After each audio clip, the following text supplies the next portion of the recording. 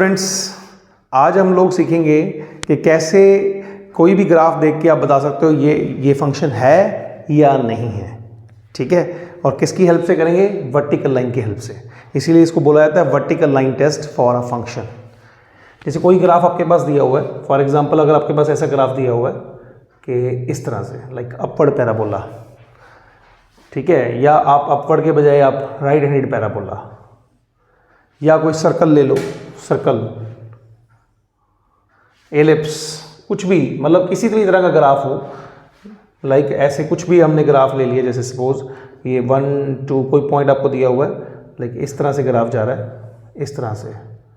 ठीक है, तो आप कैसे पता लगाओगे कि ये फंक्शन है या नहीं?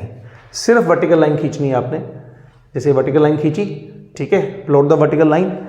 अगर ये मोर देन 1 पॉइंट है तो फंक्शन नहीं है, अगर एक ही पॉइंट है तो फंक्शन है। जैसे यहाँ पे पॉइंट सिर्फ एक ही है, देखो आप, एक ही पॉइंट है, तो yes it is a function. ठीक है, अगर वेयर हम यहाँ पे लाइन खींचें तो यहाँ पे देखो आप, ये 2 पॉइंट है, more than 1 point, more than